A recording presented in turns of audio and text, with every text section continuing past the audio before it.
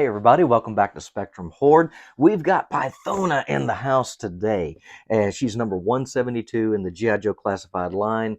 Looking very good in the box.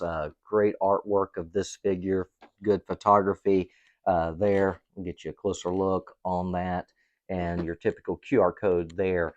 We see that she comes with a lot of accessories. I ordered a couple of these just so I could display her in a couple of different ways. And so I'm excited to get her out of the box. But one thing I'm curious about, are we going to get Globulus? Because I believe they've already revealed the digital rendering of the Cobra La Royal Guard. And we have Nemesis Immortal, which is really Nemesis Enforcer. I'm calling him Nemesis Enforcer. I mean, this way he was in the movie, and that's what I'm going to call him. So are we going to get Globulus? Hasbro, let us know. We want Globulus. So let's go ahead and get a closer look at her under the cameras. Now, I know I showed you the package, but I want you to actually see this packaging a lot closer because that is just absolutely amazing. Don't know that I'll throw this packaging away. I'll probably just keep it. I may just leave the other one in the box just to put on display. But that just looks so great. That metallic sheen, whatever you want to call that, uh, is just absolutely beautiful. So let's go ahead and get her out.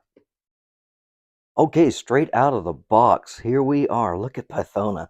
She is just looking very rad indeed. Look at that head sculpt.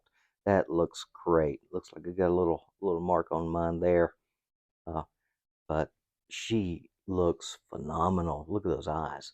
That is a beautiful rendering of her. That outfit, body, that just looks absolutely amazing. Let's see about her articulation. Of course, she can look down, not up so much, and I'm wondering if it's will swing her hair around. And no, she doesn't look up much at all, and it could possibly be I don't think it would be the cape, the cloak that would be causing that. But we've got some butterfly joints there in the chest, and we can get her arms way out, bicep swivel, double elbow joints as well, wrist swivel. And let's see, as far as, excuse me, as far as bending down, forward, not much in torso, but back just a tiny bit. And of course, you got your typical thigh swivel. There's no shin swivel here, but we do have double knee joints. And as far as articulation in the ankle, we get a good range of motion there. So that's very nice. Look at this cape. Look at the texture on that. That is absolutely gorgeous. I love it. And I'm curious if we have to change out the hair piece to get the cloak over her head.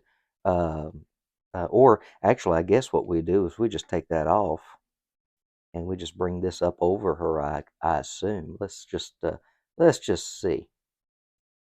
Let's see. We got that. We'll bring this up from the bottom so we can kind of get it to where it will just cover her. Yeah, we could leave her hair in there if we wanted to. Or if that would be a little easier to do with this one here, this other hairpiece that she comes with. Let's try it. It can't hurt. So let's see if we can get this up on here now. Forgive me if I do this a little bit off camera just so I can get my hands to work right and maneuver this.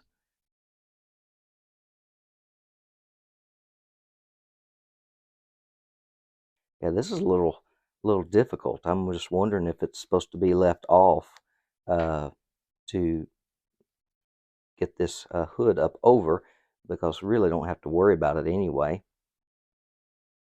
with the hair being on. But we can get her, looks like, almost completely cloaked. And there we are.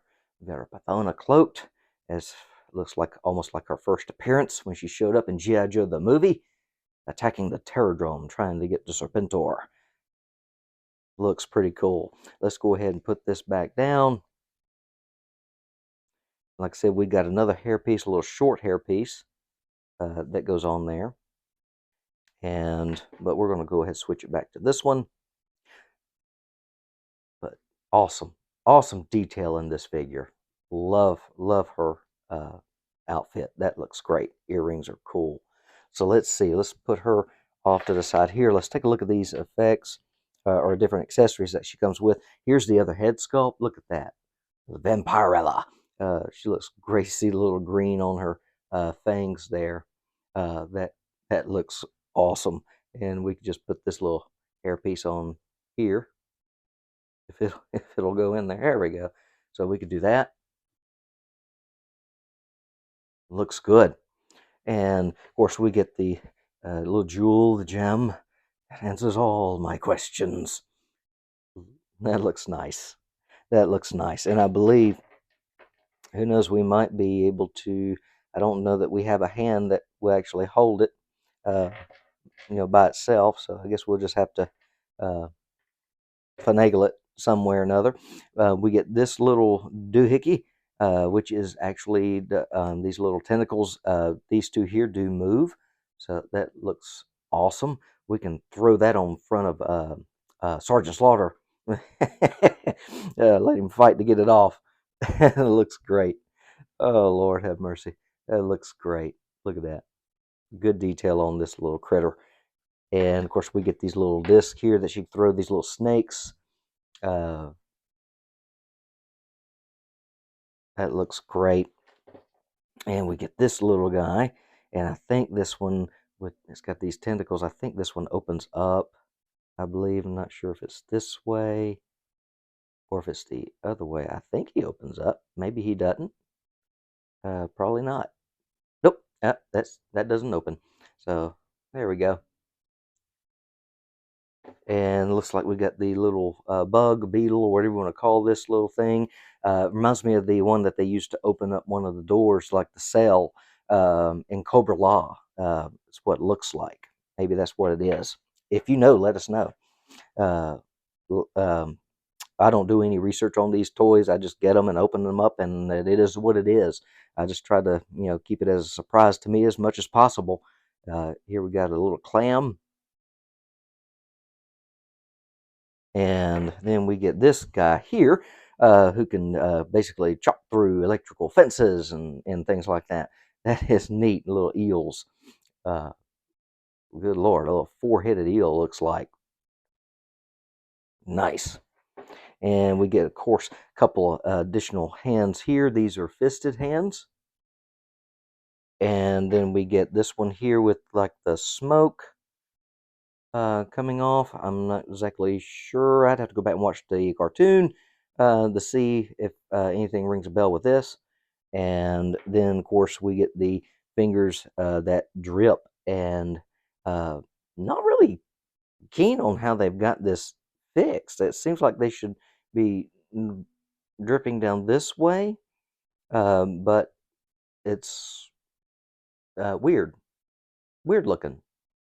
I thought I saw it when they announced the release that it was hanging down this way. I'm not sure. Huh? Maybe this is the way it's supposed to be. I don't know. Final product will vary. So anyway, what do you guys think of Pythona? Are you glad we got her? I am. Good Lord, she is awesome. I've been contemplating for a long time of doing a custom Pythona just to have, so I could put her with Nemesis, Enforcer, and Serpentor. But I am so glad that Hasbro come out with her. She looks absolutely phenomenal. Can't wait to get her on the shelf with Serpentor. So, guys, let us know what you think about her. If you like what we're doing, please click that like and subscribe, and that way you can know when we put out hit that ring bell notification. That way you know when we put out another video. So, as always, hope everybody has a great day, and we'll see you on the next video.